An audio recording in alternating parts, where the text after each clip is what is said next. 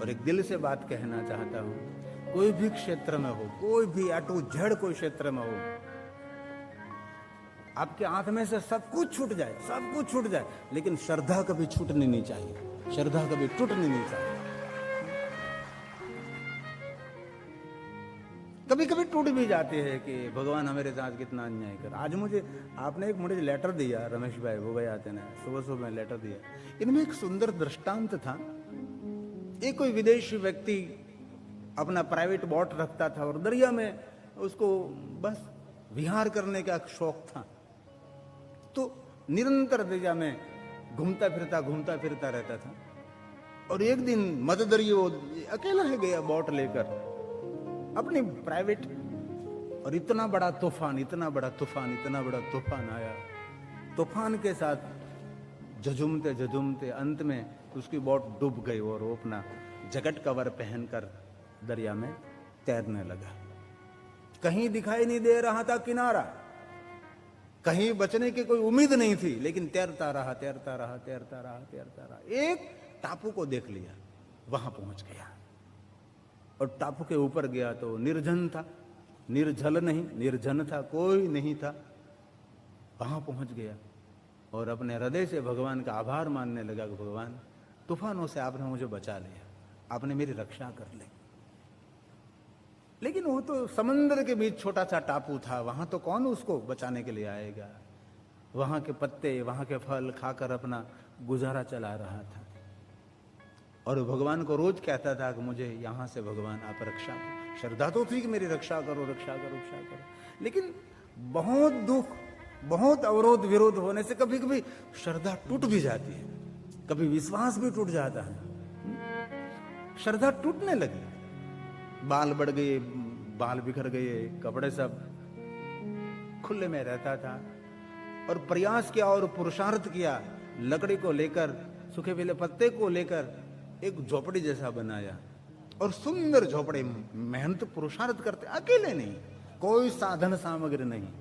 कभी आपको मॉरिशस की हिस्ट्री पढ़ने को मिले तो मॉरिशस का यही हिस्ट्री है, जो लघु भारत है मॉरिशस, वहां हिंदू रहते हैं, वहां की यही है। अंग्रेज जब यहां से हम सबको गुलाम बनाकर ले जाते थे ना, तब कोई बीमार हो पड़ जाता ना तो इस टापू पर छोड़ देते थे।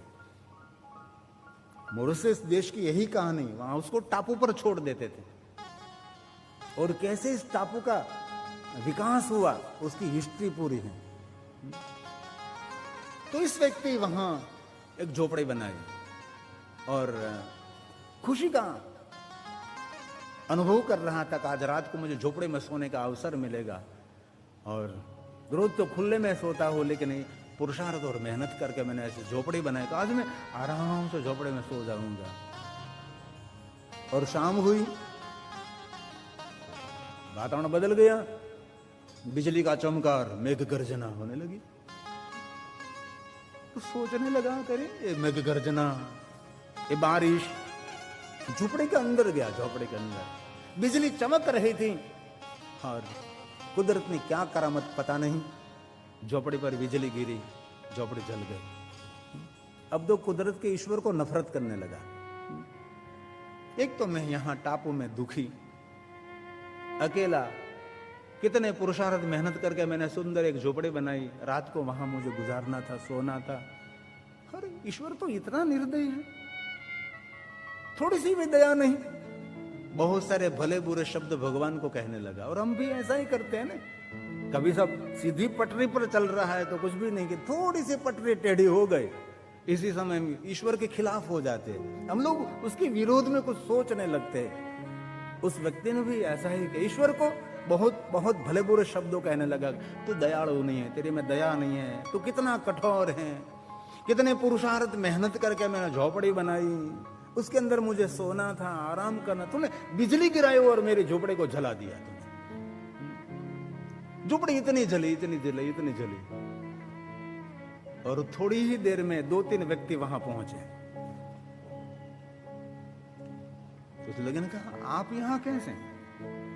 तब उस लोगों ने कहा, हम समुद्र में विचरण कर रहे थे, हमको पता था कि इस टापू पर कोई व्यक्ति नहीं रहता था, इस टापू तो निर्जन है, और हमने देखा कि कुछ जल रहा है, तो कोई न कोई इस टापू पर है।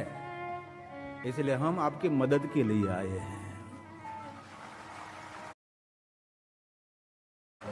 तब इस व्यक्ति ने कहा कि भगवान तू जो करता है सही करता है।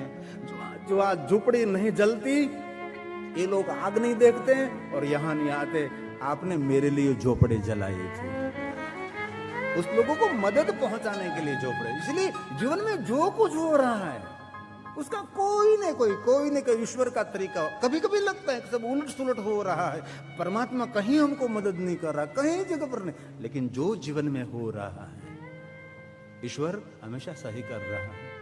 हमारे पांडुरंग शास्त्री दादा तो बहुत सुंदर कहते हैं कि जो हो गया वो भी ठीक हुआ, हो रहा है वो भी ठीक, और होने वाला है वो भी सब कुछ ठीक ही होने वाला।